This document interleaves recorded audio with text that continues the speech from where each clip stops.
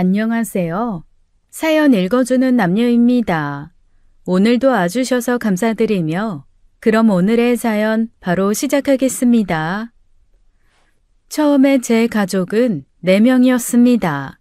엄마, 아버지, 남동생, 저 이렇게 넷이요. 그런데 제가 10살 때 남동생이 사망해서 3명이 되었어요. 그 당시 남동생이 7살이었어요. 주말에 대청소한다고 잠깐 문을 열어두었는데 그 틈에 혼자 나갔다가 차에 치여 사고가 난 거였죠. 그 당시 저희 가족은 시골에서 살고 있었습니다. 대문을 열면 나오자마자 차도가 있었어요. 차가 한두 대 정도 지나다닐 수 있는 좁은 도로였죠. 남동생은 차가 오는지 안 오는지 보지도 않고 뛰어나갔고 그대로 달려오던 차에 치인 거였죠. 저는 그때 기억이 아직도 생생하게 납니다. 초록색 대문이 열린 틈 사이로 제 동생이 차에 치여 붕 떠서 날아가는 모습을 본 기억이요. 제 남동생이 그렇게 허무하게 세상을 빨리 떠난 이유는 지적 장애 때문이었습니다. 장례가 치러졌어요. 조문객이 거의 다 빠져나가고 난 후 엄마는 빈소 한켠에 앉아 있었습니다. 엄마는 영정사진을 멍하니 바라보고 있었어요. 나 바보라서 재현이 뛰어가는 거 늦게 봤어. 당신 탓 아니야. 그리고 이거 사고야. 재현이가 너무 빨라서, 너무 갑작스러워서 누구도 못 막은 거야. 재현이 이제 하늘나라에 잘 갔어. 다시 오면 안 돼? 우리 재현이 한 번만 안 돼? 나도 매일 그 생각해. 새 식구가 된 저희 가족은 이사를 갔습니다. 이모가 살고 있는 동네로 이사를 갔어요. 남동생이 죽어서 간 건 아니었어요. 원래부터 이모네 동네로 이사를 갈 계획이었습니다. 그 당시 아빠가 일하던 회사가 이모네 동네 쪽에서 가까운 곳으로 이전을 했거든요.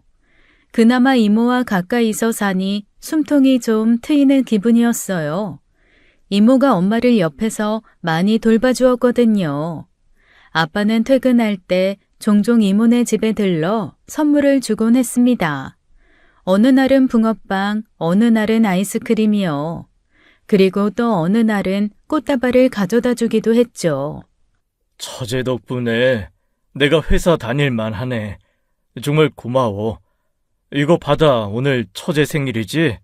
축하해. 형부는 뭘 이런 걸 다 사왔어요. 그냥 먹는 걸로 사다 주지. 그렇게 말하는 이모 얼굴엔 화색이 돌았어요. 꽃다발 선물은 처음 받아본다며 수줍게 고마워했죠. 나 아니면 이런 거 사줄 사람 더 있어? 그러니까 이제 그만 시집 가. 처제가 뭐가 모자라서 아직까지 혼자야? 그런 건 제가 알아서 할게요. 형부는 언니랑 수연이 잘 챙겨줘요. 거참 사람. 이제 그만 자기 인생 찾아가래도. 엄마는 꽃다발을 꽂아둔 꽃병 주위를 빙빙 돌며 좋아했습니다.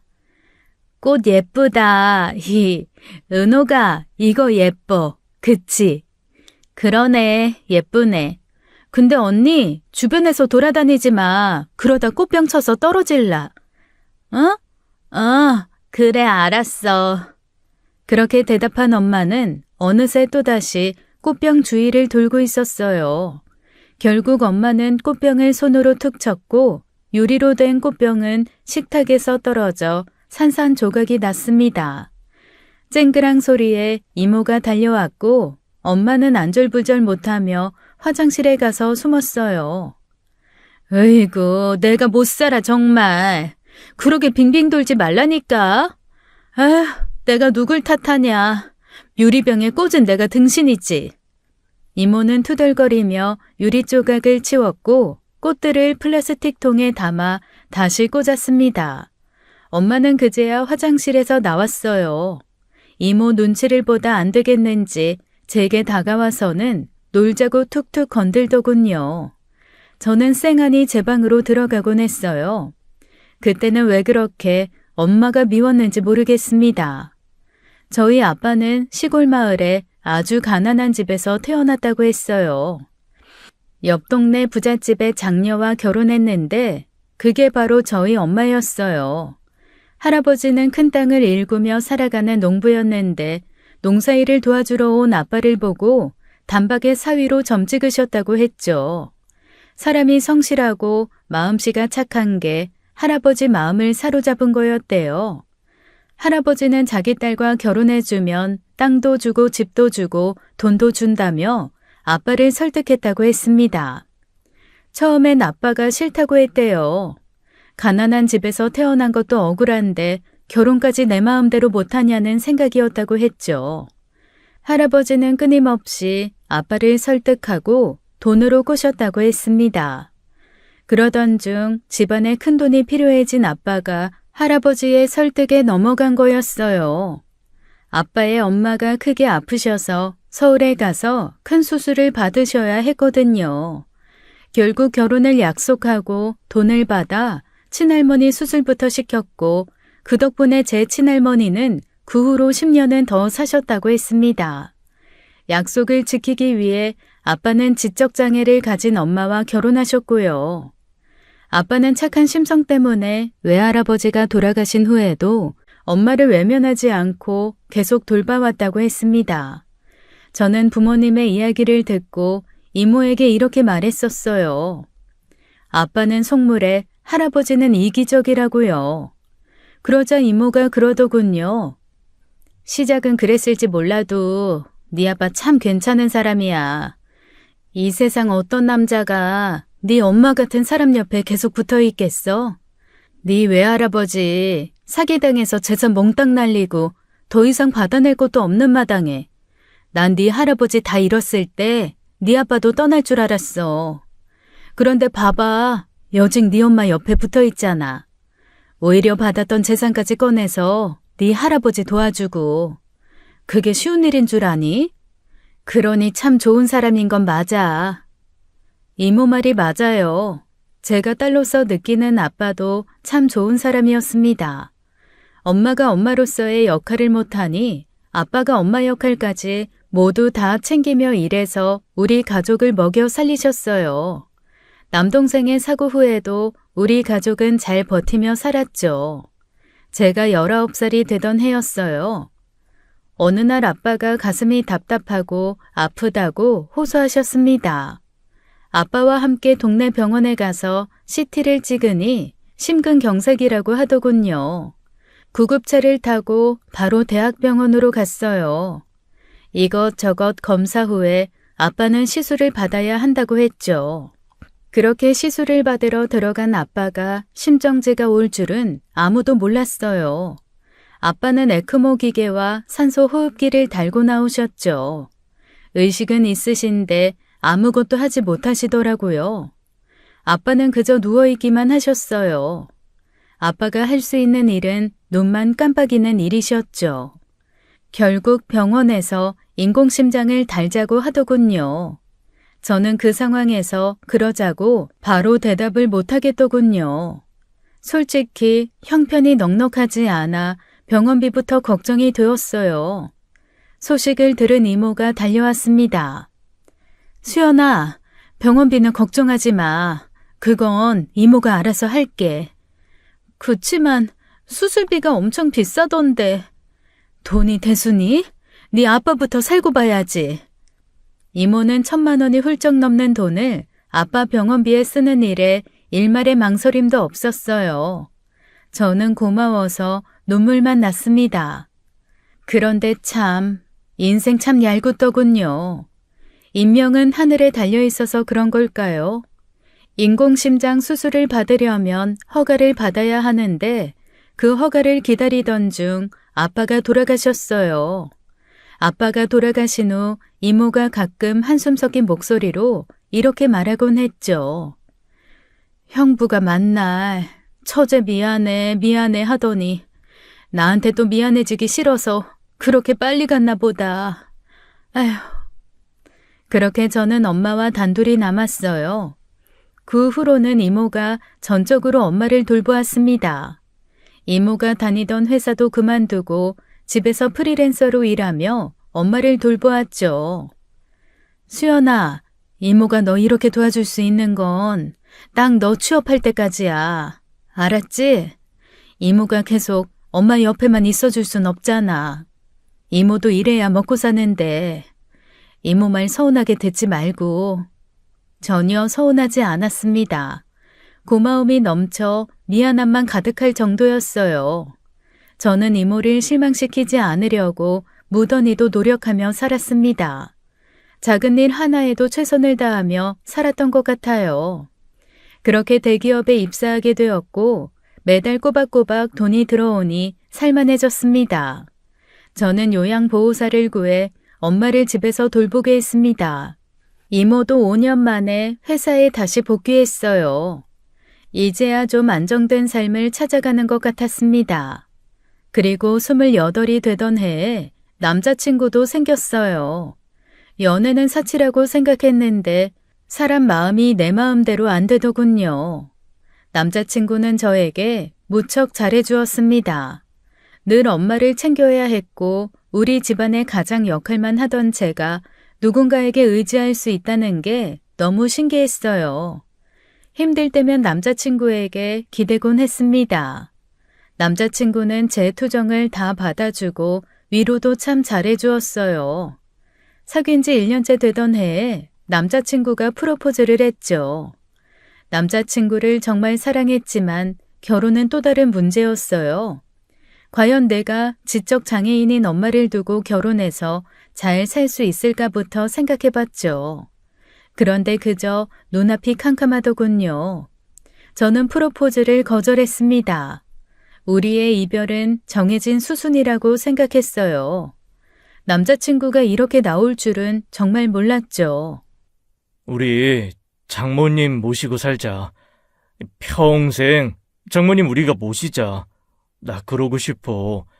자기랑 나랑 장모님이랑 그렇게 셋이 살자. 뭐? 지호 씨, 이게 그렇게 감정적으로 결정할 만한 문제가 아니야.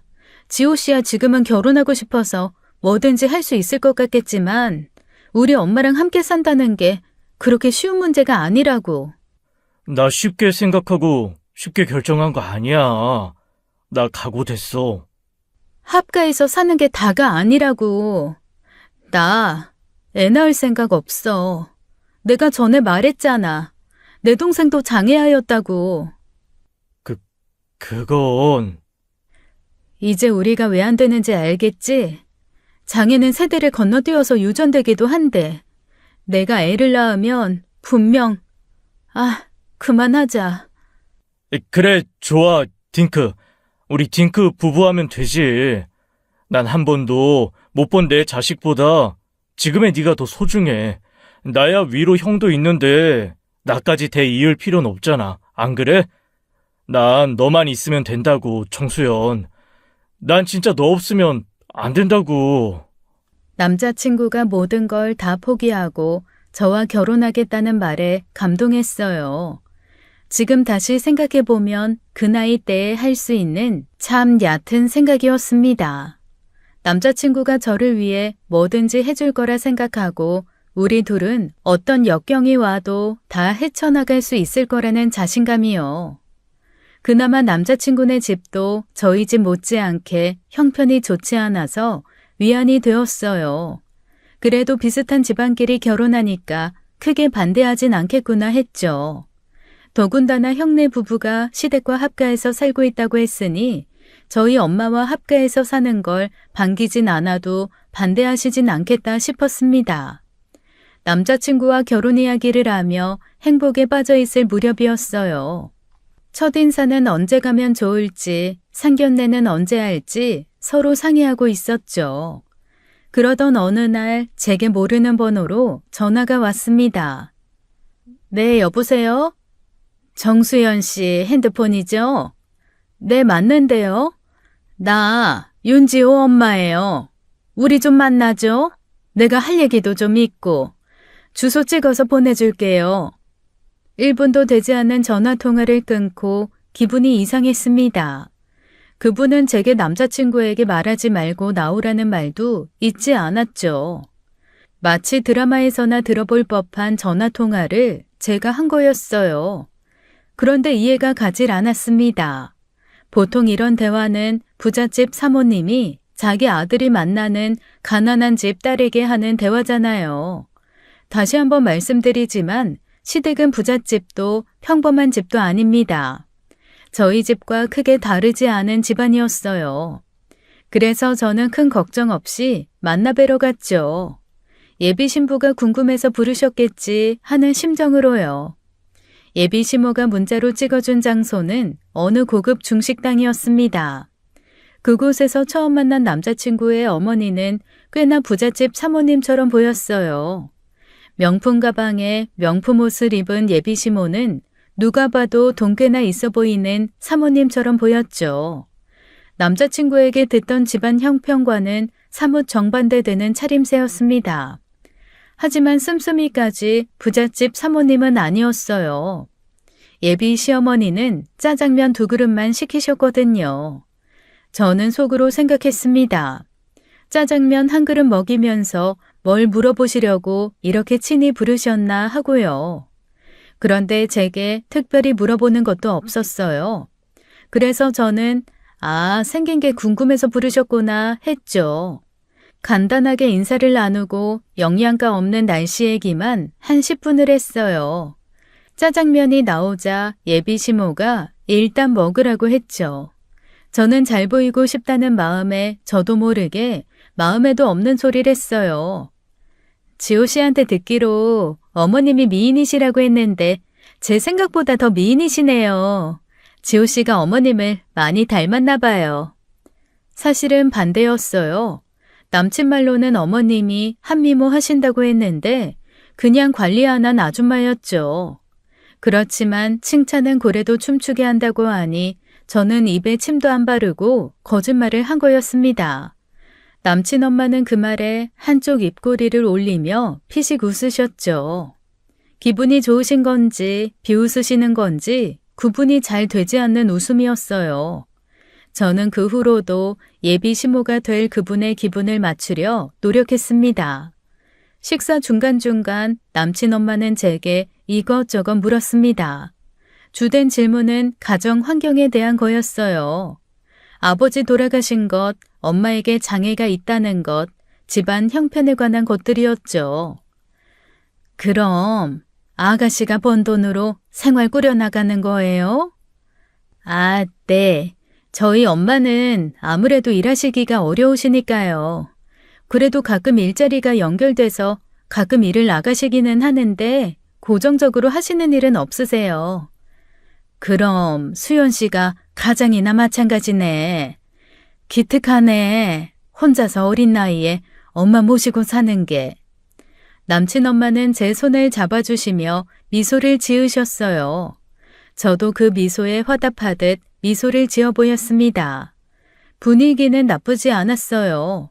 식사가 거의 끝나갈 무렵이었어요. 남친 엄마가 본심을 말하기 시작했죠. 나는 결혼은 평범한 사람들끼리 만나서 결혼해야 한다고 생각해요. 결혼은 집안이 맞아야 결혼하는 거라는 말 들어봤죠? 아가씨한테는 미안하지만 우린 집안끼리 맞지 않는 것 같네. 막말로 어떤 아들엄마가 기우는 결혼 시키고 싶겠어. 지금은 내 말이 서운하게 들리겠지만 아가씨도 나중에 자식 낳으면 엄마 마음 알 거예요. 아가씨 똑똑하니까 내 말 무슨 말인지 알죠? 우리 아들은 내 인생의 전부예요. 우리 아들 앞길 망치지 말아줘요. 내가 이렇게 부탁할게요. 저는 눈을 동그랗게 뜨고 예비 시어머니를 쳐다보았습니다. 저도 답변을 드려야겠다 생각하고 말을 하려는데 말 대신 트림이 너무 크게 나와버렸어요. 꺽! 그 순간 시어머니가 저보다 더 눈을 크게 뜨시고는 저를 쳐다보셨죠. 저 잠시 실례 좀 할게요. 저는 화장실에 가는 척하며 놀란 마음을 잠시 진정시켰어요.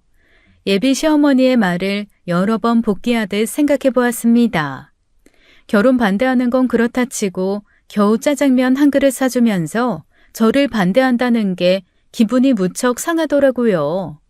내가 짜장면 한 그릇 가치밖에 안 되는 사람이었나 싶기도 하고요. 적어도 참치집이나 고급 횟집에 가서 코스 음식이라도 시켜주고 나서 결혼 반대를 하셨다면 이렇게 기분이 나쁘진 않았을 거예요. 더군다나 억지로 짜장면 한 그릇을 맛있게 비워내던 제 모습이 부끄럽게 느껴질 정도였죠. 저는 카운터로 향했습니다. 점원과 몇 마디 말을 나누고 난 뒤 식사 장소로 돌아갔어요.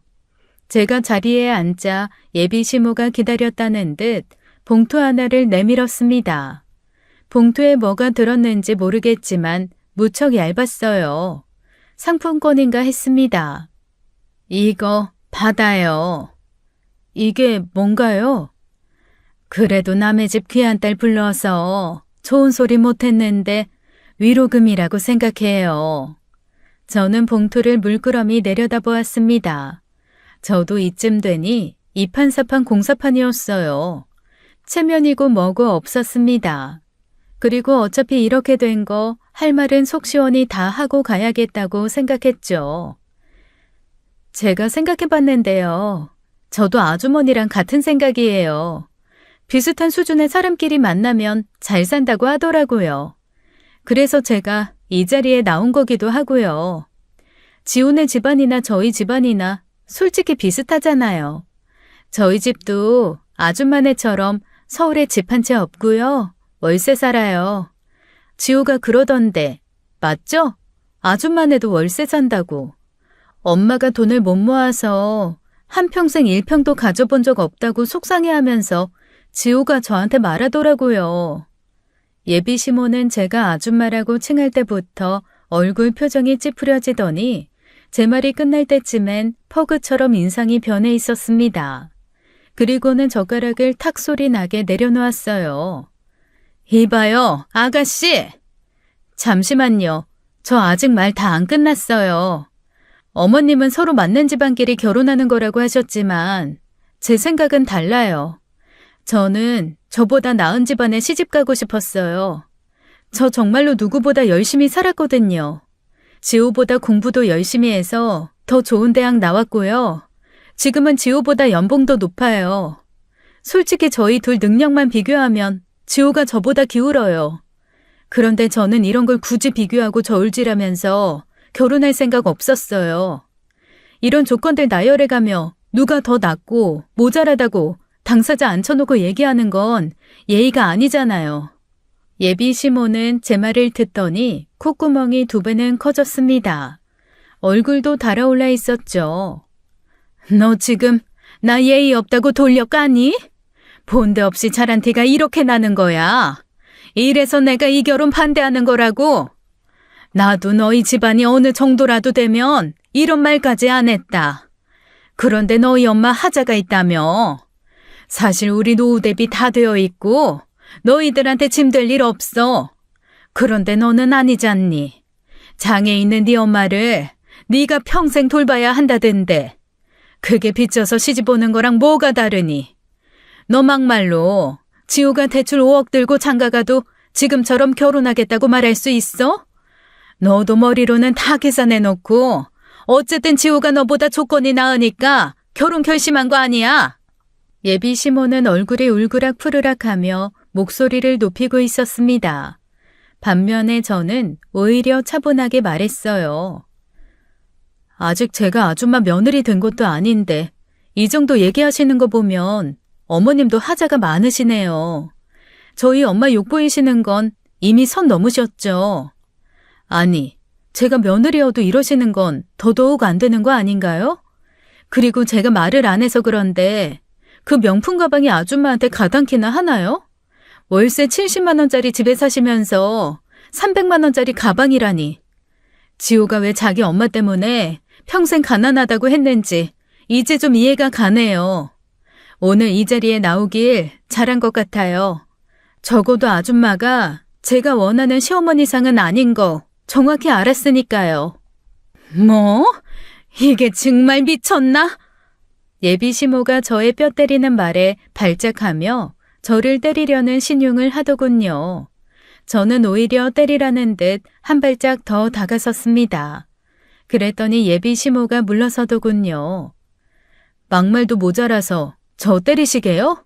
때리세요. 사양하지 않고 맞아드릴게요. 뭐야? 그런데 그건 알고 때리세요. 저는 폭행으로 신고할 생각 없고요. 쌍방 폭행으로 신고할 겁니다. 뭐야? 잠 못 배워 처먹어도 청도껏이어야지. 아줌마도 지성이는 아니신 것 같네요. 손부터 올리는 거 보면. 저는 그저 아줌마 눈높이에 맞춰 드린 것 뿐이에요. 이게 정말 한마디를 안 지네. 저 못 때리시죠? 그럼 이만 일어나 볼게요.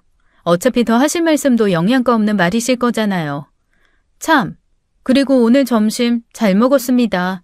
아줌마가 부르신 거니까 오늘 계산은 아줌마가 하는 거죠? 그런데 고급 중식집에 불러서 겨우 짜장면 한 그릇은 좀 아니지 않아요? 저 솔직히 이런 푸대접에 자존심 많이 상했어요. 오늘 저한테 상처 많이 주셨으니 손해배상 청구금이라고 생각하고 계산해 주세요. 참 어이가 없어서. 그럼 그런 줄 알고 이만 가보겠습니다. 식당을 나오니 직원들이 제게 깍듯하게 인사를 했습니다. 또 오시라는 말도 잊지 않았죠. 저는 직원분들께 가볍게 목례 후 집으로 향했어요. 집에 가는 길에 가방 안을 확인했죠. 제 가방 안에는 마오타이 한 병이 있었습니다. 무려 50만 원이 넘는 중국 술이었어요. 사실 아까 화장실 간다며 나와서는 열받아서 한 병 시켜서 받은 술이었습니다. 예비 시모에게 고작 짜장면 한 그릇 얻어먹으며 비난과 무시를 당하고 왔으니 이 정도는 정신적 피해 보상으로다가 받을 자격이 있다고 생각했어요. 제가 너무한다고 생각하실 수도 있지만 저 원래 이렇게 못된 사람 아닙니다. 저는 강강약약인 스타일이에요. 특히 어른들께 예의 지키는 걸 중요하게 여기기도 하고요. 아무튼 그날 저는 집으로 돌아와 스트레스 해소할 겸 드라마를 보며 마오타이 술을 따서 마셨습니다. 술 한 잔씩 뱃속에 들어가는 게 느껴질 때마다 확실히 기분이 나아졌어요. 비싼 술이라 그런지 맛도 좋았죠. 안주로 지포를 뜯는데 남자친구에게서 연락이 왔어요. 전화를 받았습니다. 전화를 받자마자 남자친구가 속사포처럼 말을 쏟아냈죠. 남자친구 목소리는 무척 흥분된 상태였어요. 여보세요? 수연아, 너 오늘 우리 엄마 만났다는 게 진짜야?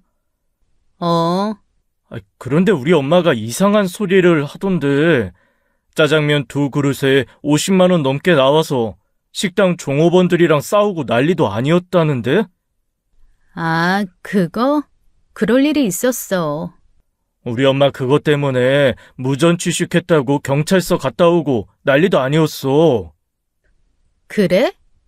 저는 불난집 불구경하듯 무심하게 대꾸했습니다. 도대체 무슨 일이 있었던 거야? 별일 아니었어. 그냥 너희 엄마가 우리 집안이랑 수준 안 맞아서 결혼 못 시키겠다면서 우리 엄마 하자 있다고 막말하시길래 나도 그 장단에 맞춰드린 것 뿐이야. 뭐? 내가 진짜 우리 엄마 때문에 못 살아. 수연아, 내가 정말 너무 미안하다. 네 잘못도 아닌데 뭘. 암튼 너무 속상해서 내가 술 한 병 시켜서 집에 가져왔어. 집에 와서 한 잔 해야 할 것 같아서. 어머님한테도 말씀은 드렸는데 정신적 피해 보상이라고 생각하고 오늘 식사 계산해달라고. 잘했어. 일단 엄마 일은 내가 사과할게.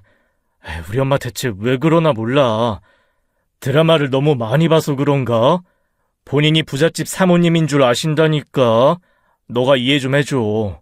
정말 미안하다. 그런데 대체 무슨 술을 시킨 거야? 마오타이. 마오타이? 대박. 나 소름 돋았어. 너 너무 멋있어서. 진짜 멋지다, 정수연. 내가 이 모습에 반했다니까. 앞으로도 쫄지 말고 그렇게 당차게 살아. 그리고 엄마 일은 미안해. 나 자기 편인 거 알지? 엄마는 내가 설득할게. 그러든지. 참, 그리고 어머님이 봉투까지 주셨어. 어? 무슨 봉투? 설마 돈 봉투? 아니? 상품권 5만 원. 이거 다음에 너 줄게. 너 써. 아니, 엄마는 부잣집 사모님 행세할 거면 결혼 자금으로 보태게 300만 원씩은 넣지. 5만 원이 뭐냐, 5만 원이. 아우, 진짜 창피해 죽겠네. 남자친구는 제가 자신의 엄마와 만나는 줄은 정말 몰랐다고 했습니다. 수연아, 앞으로 우리 엄마는 걱정하지 마. 내가 자기 방패가 되어줄게. 말로 하는 방패 안 믿어. 남친은 자기 한번 믿어보라며 전화를 끊었습니다. 사실 전 어머님 때문에 파혼할 생각도 없었어요. 지호는 정말 괜찮은 사람이었거든요. 저는 오히려 오기가 생겨서 반대를 무릅쓰고 결혼을 강행할 생각이기도 했습니다. 그런데 얼마 후 남친이 부모님을 설득했어요. 남친은 저의 일대기를 한 편의 소설처럼 부모님께 들려주었다고 했습니다. 아버님은 눈물 없이 들을 수 없다며 손수건이 다 젖도록 우셨고, 어머님은 아버님의 성화에 결혼을 허락할 수밖에 없으셨다고 했죠. 실제로 아버님을 나중에 만났을 때 아버님은 저를 마치 소설 속 주인공을 만난 것처럼 그렁그렁한 눈빛으로 저를 바라보셨어요. 그리고는 제 손을 잡고 말씀하셨죠. 수연 양, 얼굴에 다 써있네. 성실하고 바르게 컸다고. 착하기는 또 얼마나 착해. 우리 집 새 식구가 되어줘서 고맙다. 앞으로 잘 지내보자. 저는 나중에 남친을 따로 불러 물었어요. 도대체 무슨 얘기를 했길래 날 보는 아버님 눈빛에 촉촉하신 거야? 그냥 있는 그대로 얘기했지. 자기가 나한테 해줬던 얘기. 제 얘기는 별거 없었습니다. 동생이 죽고 난 빈자리를 부모님이 느끼지 않게 노력했던 일, 가정에 보탬이 되려고 열심히 공부해서 취직한 일, 아픈 날도 쉬지 않고 돈 벌어서 부모님께 모두 드린 일, 그저 그런 얘기였어요. 결혼이 진행되자 시어머니는 만날 때마다 표정이 안 좋았어요. 다만 가족들에게 티를 낼 수 없으니 제 앞에서만 안 좋아지셨죠. 그리고 저와 둘만 있을 때면 막말도 서슴지 않으셨어요. 기어이 이 결혼을 하겠다고? 없이 자라서 그런지 자존심도 없나 보네. 어머님, 저는 지호랑 헤어질 수 있는데요. 지호는 저랑 못 헤어진대요. 어머님이 허락 안 해주시면 저희 집에 와서 머슴으로 살겠대요. 뭐야? 누구 맘대로? 그리고 제가 자존심이 없는 게 아니라 제 덕에 어머님이 자존심 지키신 거예요. 지호가 어머님 자존심이라고 하셨잖아요. 아들이 저희 집에서 머슴살이 하는 거 보실 수 있으세요? 너 정말 보통 아니다. 정말 보통 아니야. 너 이 결혼 네가 네 무덤 파는 거야. 날 경찰서까지 가서 조사받게 한 너를 내가 예뻐할 수 있겠니? 저도 제 부모님 욕한 어머님 존경하기는 어렵겠지만 노력은 해볼게요. 어휴, 정말 저 입을 꼬매버리고 싶네. 뭐? 아이, 뭘 꼬매? 아무것도 아니에요. 당신 언제 왔어요? 늘 그런 식으로 시어머니의 독설이 끝나곤 했죠. 피할 수 없으면 즐겨라라는 말이 있죠. 저는 그런 마음으로 시어머니를 대했어요.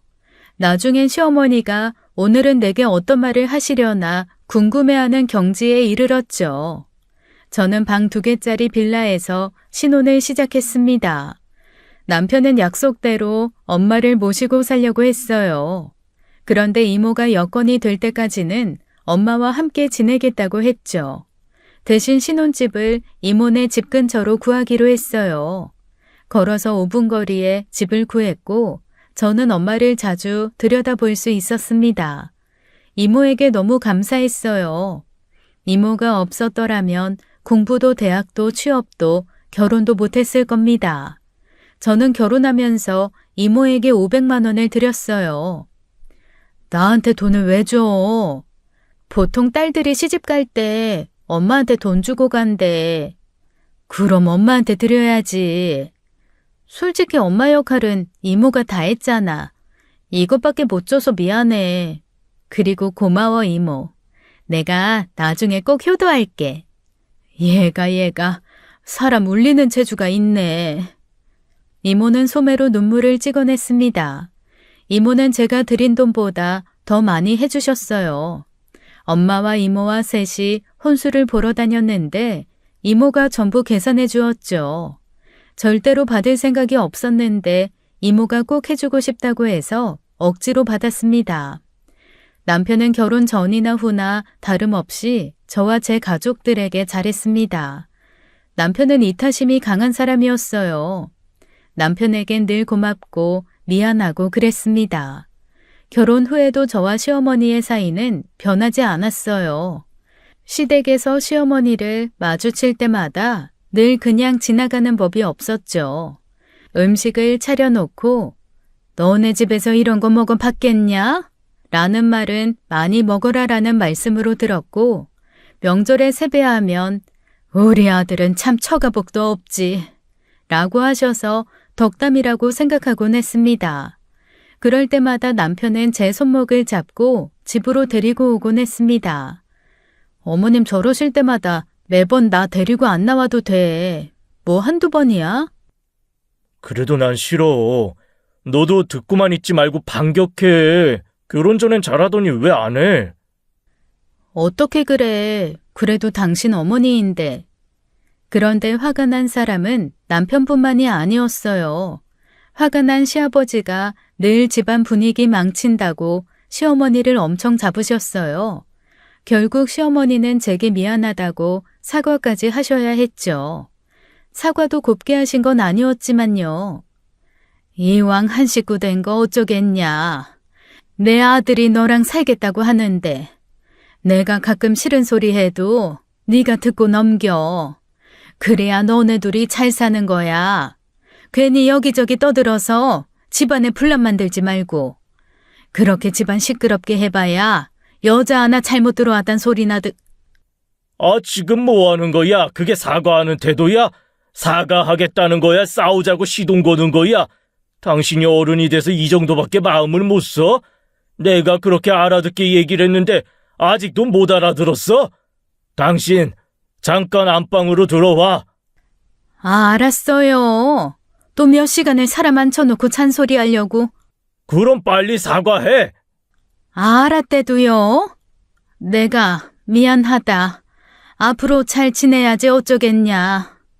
어쩌겠냐는 왜 붙여? 잘 지내자고 하면 그만이지. 이 정도 말도 못해요?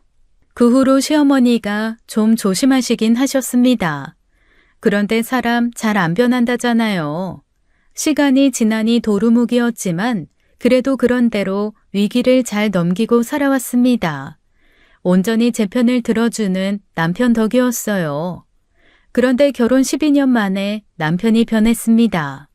자식 문제 때문이었을까요? 40대가 된 남편은 아기 키우는 사람들만 보면 부러운 듯 바라보기 시작했죠. 여보, 우리 아기 안 가질 거야? 갑자기 뜬금없이 무슨 소리야? 남편은 아이를 갖고 싶어 했어요. 말로 표현하지 않아도 알 수 있었죠. 솔직히 제가 남편에게 너무 미안했어요. 이렇게 착한 사람이 저를 만나서 저의 고통을 함께 짊어지는 게 너무나 미안했죠. 그래서 남편이 어느 순간부터 제게 차갑게 대하는 걸 알면서도 모른 척 했습니다. 시어머니가 친구들 앞에서 우리 며느리는 애도 못 갖는다고 얘기할 때 남편이 못 들은 척하는 건 처음이었어요. 어머님의 속상하신 마음이야 100번 이해하니 속풀이 하시는구나 생각하고 넘겼었는데 그 말을 남편도 말없이 듣고만 있더군요. 전 같으면 엄마 아들 고자다 내가 못나서 그렇다 했을 남편이었는데 말이에요. 그러던 어느 날 이모에게서 전화가 왔어요. 수연아, 이모가 계속 엄마를 봐주면 좋은데 이모 몸이 따라주질 않네. 아무래도 이제 네가 모셔야 할 것 같다. 그래? 알았어 이모. 내가 엄마 모셔올게. 이모 몸 많이 안 좋은 거야? 아니, 그런 건 아니고 나이 들어서 그렇지 뭐. 미안하다. 이모가 더 봐주면 좋은데. 이모도 나이가 드니까 힘이 드네. 아니야, 내가 당연히 해야 할 일을 이모가 대신 해주고 있었던 건데 내가 잘 모실게. 그럼 엄마 방 마련하고서 준비되면 연락할게, 이모. 저는 이 사실을 남편에게도 전했습니다. 여보, 엄마를 모셔야 할 것 같아. 작은 방을 엄마 방으로 하면 될 것 같은데 당신 괜찮겠어? 남편은 제 말에 몇 초간 답이 없었어요. 무표정한 얼굴로 저를 바라보다가 이렇게 말했죠. 안 된다고 하면 안 모실 거야? 아니잖아. 모시고 살기로 했으니 어쩌겠어. 모셔야지. 그래도 이모가 12년이나 엄마를 돌봐줬으니 얼마나 감사해. 그치? 나 피곤하다. 먼저 씻고 잘게. 남편의 말에 저는 서운했습니다. 하지만 장애인 엄마를 모시고 살아야 하는 제가 을이니 서운한 감정은 저 깊숙이 넣어놔야 했어요. 결혼 전이야 제가 갑이었지만 결혼 후는 제가 을이었죠. 그나마 다행인 건 결혼 후 큰 집으로 이사를 가서 방이 3개라는 거였어요. 엄마는 짐을 꾸려 저희 집으로 오셨습니다. 남편은 친정엄마가 집에 들어와 살자 불편해하기 시작했어요. 아, 깜짝이야. 여보, 무슨 일이야? 장모님이 화장실 문을 열어놓고, 미안. 내가 엄마한테 잘 말해놓을게. 엄마는 화장실 문을 슬쩍 닫으며 배시시 웃었습니다. 엄마는 샤워하거나 용변을 볼 때 화장실 문을 열어놓고 내서 몇 번이나 남편이 곤란해했어요. 엄마를 모시고 산다는 소식에 시어머니는 저를 더 미워하셨어요. 애도 못 낳고 혹만 붙였으니 앞으로 손주 볼 생각은 접어야겠네. 으이구, 내 팔자야. 그만해. 뭐 모르고 결혼시킨 것도 아닌데 그런다고 뭐가 달라져? 그러니까 그만해. 시아버지는 마냥 제 편이 되어주시진 않았어요. 부모로서 많이 속상하셨겠죠. 그때부터 저는 시댁에 가면 더 많은 눈치를 보며 살았습니다. 더 잘하려고 노력했어요. 그런데 그러면 그럴수록 남편은 제게 무관심해져만 갔습니다. 시어머니의 환갑 잔칫날이었어요. 시어머니는 없는 살림에도 회갑 잔치만큼은 성대하게 하고 싶다고 말씀하셨습니다. 펜션 2개 동을 빌려서 1박 2일로 친척들을 모두 다 불러 모아 잔치를 열었어요. 비용은 저와 남편이 모두 부담했죠. 저는 종일 손님들 대접하느라 바빴습니다. 다음 날도 마찬가지로 무척 바빴어요. 점심은 간단하게 국수 삶아 먹자. 말이 간단하게지 70인분의 국수를 삶아야 했습니다. 저는 12시부터 3시가 넘도록 국수를 삶아냈어요. 가족분들과 손님들이 맛있게 국수를 드시는 동안 저는 아무것도 못 먹었어요. 그때 시이모님이 떡을 가져오셨습니다. 언니, 내가 요 밑에 시내 나가서 떡 좀 사왔어. 수연아, 이거 좀 상해 놔라. 네, 이모님. 시이모님은 제 손에 떡봉지를 들려주셨습니다. 저는 떡을 부엌으로 가져가 한 팩씩 뜯으며 접시에 놓았어요. 너무 배가 고파서 떡을 한쪽 집어먹었죠. 그런데 그 순간 시어머니가 제 등짝을 후려치셨습니다. 얼마나 세게 때리셨는지 제 입에 들어갔던 떡이 입 밖으로 그대로 튀어나왔어요. 야, 넌 어른들 상에 놓지도 않은 떡을 네가 먼저 먹냐? 덜 떨어진 짓 하고 있어. 다른 친척 어른들도 계신데 등짝을 때리고 무안을 주시니 순간 울컥하더군요. 뭐해, 더럽게. 떨어진 떡이나 얼른 주워. 하여간 저렇게 티를 내요, 티를. 저는 눈물이 나올 것 같은데 꾹 참고 몸을 수그려 떡을 주었습니다. 그리고 고개를 들었는데 부엌 입구에서 남편이 저를 쳐다보고 있었어요. 그러게 그 떡을 왜 먹어? 그러고는 그냥 지나가는 겁니다. 참 서운하더군요.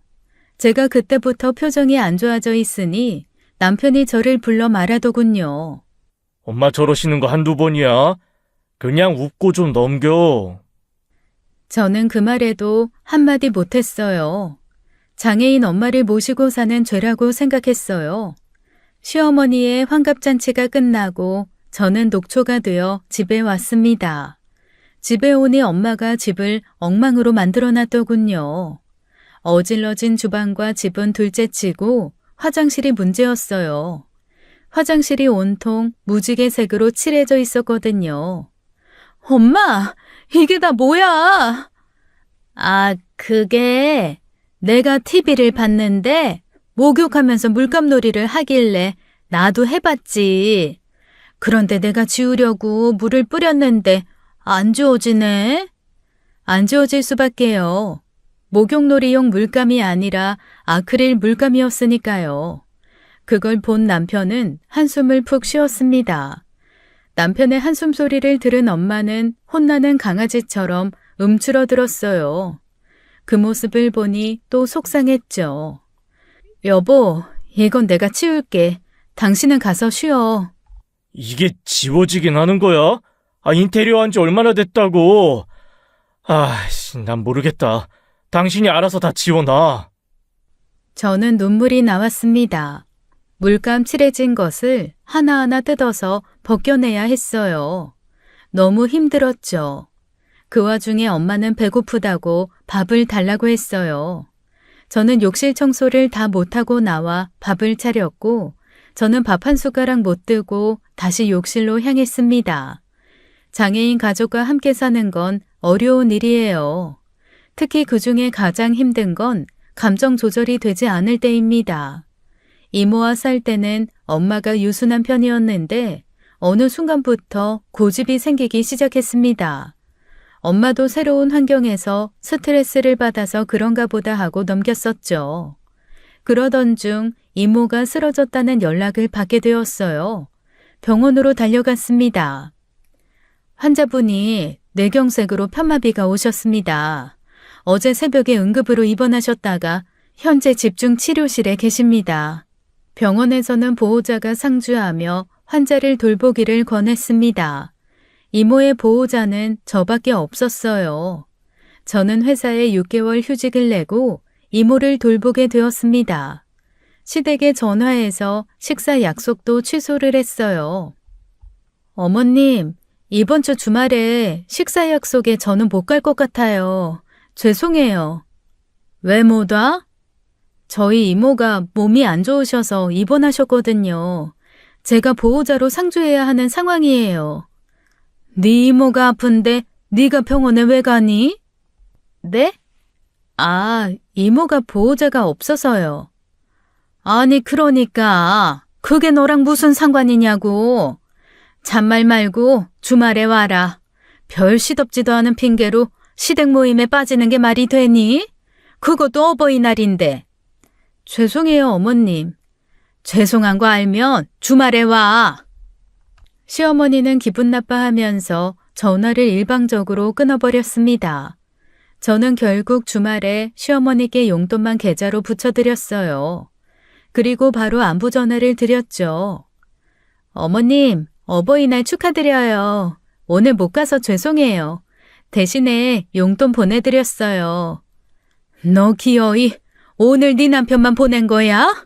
넌 며느리 도리도 안 하고 이게 지금 뭐 하는 짓이야? 네 엄마 모시는 것도 모자라. 이젠 네 이모 병수발까지 네가 하니? 저는 죄송하다는 말만 연신하고 전화를 끊어야 했습니다. 그날 남편만 혼자 시댁에 다녀왔어요. 엄마가 아직 화나신 것 같더라. 전화라도 해서 기분 풀어드려. 그냥 내가 미워서 저러시는 건데 뭐. 전화한다고 풀릴 화였으면 진작 풀렸어. 시어머니 말에 네네 하면서 맞춰드리는 게 그게 어려워? 나는 뭐 좋아서 장모님 참고 사는 줄 알아? 내가 희생하는 게 있으면 당신도 적당히 맞춰줄 줄도 알아야지. 남편 말 속의 가시가 너무나 상처였지만 틀린 말도 아니었습니다. 저는 결국 다음 날 시어머니께 다시 전화를 드렸어요. 시어머니의 독설은 끝이 없었어요. 참 십수년을 저러기도 쉽지 않을 텐데 말이죠.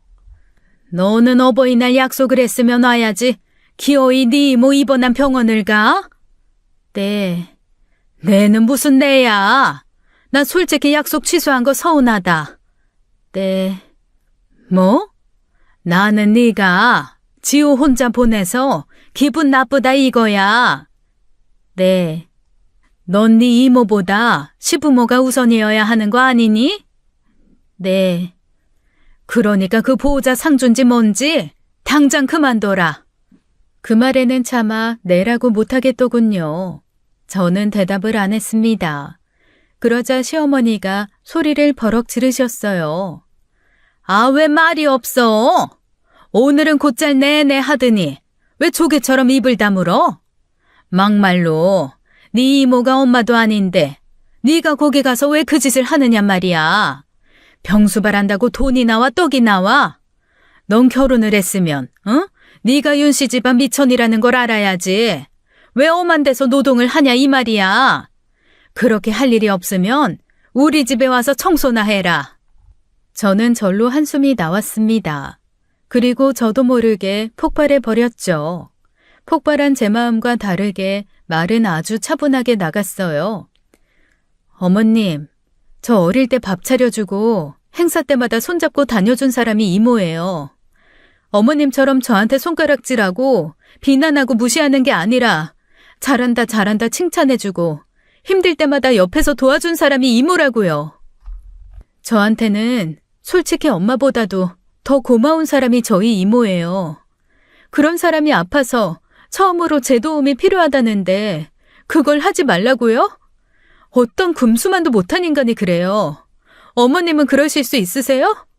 그럼 어머님이 금수인 거예요? 저는 금수 같은 집안의 시집간 한미천이고요? 뭐야? 그럼 저 그만둘래요. 이런 금수 같은 집안에 한 식구로 묶이고 싶지 않네요. 제가 그 정도로 못 배우고 자란 사람은 아니라서요. 이번엔 제가 먼저 전화를 끊어버렸습니다. 시어머니는 분노로 끊임없이 제게 전화를 했고 전 받지 않았어요. 그렇게 한마디 하고 나니 오히려 속이 후련하더군요. 저는 이모를 살피러 다시 병실로 들어갔습니다. 이모는 제 얼굴을 살피더니 조심스럽게 어떤 이야기를 꺼냈습니다. 저는 그 얘기를 듣고 기겁할 수밖에 없었어요. 저는 그 얘기에 분노가 끌어올랐죠. 이모, 그게 사실이야?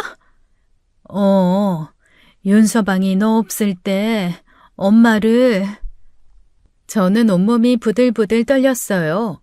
저는 집으로 돌아와 엄마부터 확인했습니다. 그리고 남편을 기다렸어요. 남편은 집에 들어오자마자 제게 따지듯 물었습니다. 우리 엄마 말이 다 사실이야? 이혼이라도 하겠다는 식으로 말했다며. 그래, 맞아. 이혼 서류 안방 화장대 위에 올려놨어. 난 도장 찍었고 당신만 찍으면 돼. 갑자기 왜 이러는데? 갑자기? 그러는 당신은 왜 변했는데? 이제 12년 넘게 살아보니까 내가 시시해졌어? 아니면 막상 장모님 모시니까 힘들어? 뭐? 나는 뭐 감정도 못 느껴서 가만히 있었는 줄 알아? 나 어머님 막말도 참고 당신이 나 하찮게 여기는 그 마음 알면서도 모른 척했어. 당신이 갖고 싶어하는 애기 못 가져주니까 미안해서. 그래서 참고 또 참았어. 그런데 아무리 그래도 장모님한테 이런 짓 하는 건 못 참지. 저는 제 핸드폰에 저장된 영상을 남편에게 보여주었습니다. 그걸 본 남편 얼굴이 하얗게 질렸어요. 난 엄마가 당신만 집에 오면 방에 들어가길래 불편해서 그런 줄 알았어. 그런데 그게 아니더라. 엄마는 방으로 숨는 거였어. 그래서 뭐 어쩌겠다고? 이 영상이 뭐? 엄마 냄새 난다고 화장실에 강제로 밀어넣고 의자에 앉혀놓고 일어나면 욕하고 소리 지르고 협박했잖아. 사람을 6시간이나 의자에서 못 일어나게 해놓고 일어나면 나랑 이혼한다고 협박했잖아. 네가 그러고도 사람이야? 나도 모르게 너무 스트레스 받았나 봐. 그냥 몇 번 실수한 거야. 스트레스? 실수? 그럼 우리 엄마가 네 감정 쓰레기통이었다는 거야? 너 내가 이혼으로 끝낼 거라고 생각하면 오산이야. 남편이 뒤로 한 악행은 이뿐만이 아니었습니다. 이모에게 1억을 달라고 한 일도 있었죠. 오늘 낮에 이모가 제게 조심스레 꺼낸 말에는 엄마 이야기만 있던 게 아니었어요. 남편이 참 별짓 다 했더군요. 윤서방, 일은 잘 되고 있어? 윤서방이 말하지 말랬는데 요즘 너희 힘들다며. 그게 무슨 말이야, 이모? 알고 봤더니 남편이 병원에 입원 중인 이모를 찾아왔다고 했습니다. 그리고 집안 사정이 안 좋아졌는데 아내가 일도 못하는 상황이라 생활비도 부족하다며 이모에게 앓는 소리를 했다는 거였어요. 그러면서 1억만 해달라고 했다는 겁니다. 이모는 제가 이모를 돌봐주고 있으니 빚을 지고 있다고 생각했고 그래서 돈을 안 해줄 수가 없었다고 했습니다. 당신 이모 병원 찾아가서 돈 해달라고 했다며. 내가 우리 이모 병수 밟드는 건 반대하면서 하나밖에 없는 조카 위해서 1억만 해달라고 해? 어떻게 그런 말을 해? 니네 이모 진짜 입사다. 그렇게 비밀로 해달라고 했는데 그걸 못 참고 바로 얘기해? 야, 막말로 내가 그 돈도 못 받냐? 너네 이모 돌보느라 이 일도 못 하잖아. 너도 네 엄마랑 똑같네. 내가 너한테 그저 한미천이었니? 이게 어디서 우리 엄마를 거들먹거려? 남편이 손을 올리자 방에 숨어있던 엄마가 달려 나왔습니다. 손에는 그림 그리는 이젤이 들려 있었죠. 그리고 제가 놀라는 사이 엄마가 이젤로 남편을 냅다 후려쳤습니다. 내 딸한테 손대지 마! 내 딸 건드리면 가만 안 둬! 엄마는 흥분해서 씩씩거렸어요. 원목 이젤이 둔탁한 소리를 내며 바닥에 떨어졌습니다. 남편도 동시에 쓰러졌는데 일어나질 못했습니다. 저와 엄마는 당황했고 119에 신고를 했습니다. 다행히 남편은 괜찮아졌지만 엄마와 저는 경찰 조사를 받아야 했어요. 남편은 폭행으로 엄마를 고소했죠. 저도 남편을 학대로 고소했습니다. 진흙탕 싸움을 하던 중 더 황당한 일이 벌어졌어요. 시어머니가 뇌졸중으로 쓰러지신 겁니다. 당연히 병원에 입원하셨고 보호자가 필요한 상황이었죠. 그런데 시아버지가 시어머니의 보호자이기를 거부하셨어요. 왜냐하면 시어머니가 바람이 난 걸 시아버지가 아셨고 그 과정에서 시아버지와 상간남의 싸움을 말리다가 시어머니가 쓰러지신 거였거든요. 남편은 지푸라기 잡는 심정으로 제게 보호자가 되어주길 바랐습니다. 형님네는 말레이시아로 이민을 가서 한국에 올 수 없는 상황이었거든요. 어차피 이모와 같은 병원에 입원했으니 같이 봐줄 수 있지 않느냐고 했죠.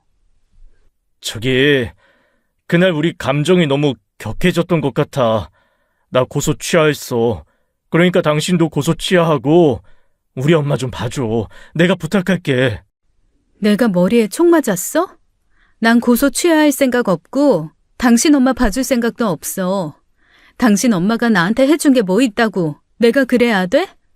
당신이 일 관두고 어머님 보살피면 되겠네. 아참, 아버님도 어머님 싫다고 집 나가셨다며? 집안 꼴 잘 돌아간다. 앞으로 나한테 연락하지 마. 이혼 소장 보냈으니까 그런 줄 알고. 결국 남편과는 깔끔하게 이혼했고 그 집안을 떠났습니다. 예전에 그 착한 사람은 어딜 갔는지 변해버리기 전에 남편이 떠올라 가슴이 먹먹했어요.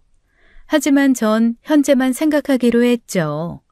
이모는 치료를 무사히 마치고 집으로 돌아왔습니다. 그리고 남편에게 1억을 돌려받기 위한 전쟁을 시작했어요. 이모가 1억을 그냥 주면 증여세도 물어야 하고 문제가 되니 차용증을 쓰자고 했던 게 신의 한 수였어요. 이모는 차용증을 빌미로 1억을 모두 받아냈죠. 남편은 이미 흥청망청 써버린 돈을 모두 뱉어내느라 신용대출까지 받아야 했어요. 그 인간이 신용대출을 받던 사채를 쓰던 이제 저와는 아무 상관없는 사람입니다. 전 시모는 뇌졸중으로 전신마비가 왔어요. 안타깝게도 시모를 돌봐줄 사람이 아무도 없어서 발만 동동 구른다는 이야기를 들었네요.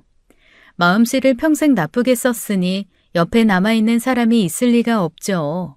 그나마 전 남편이 번 돈으로 시모 병원비와 보호사 비용을 내는 모양인데 저런 인간이 저 생활을 얼마나 버틸지 모르겠네요.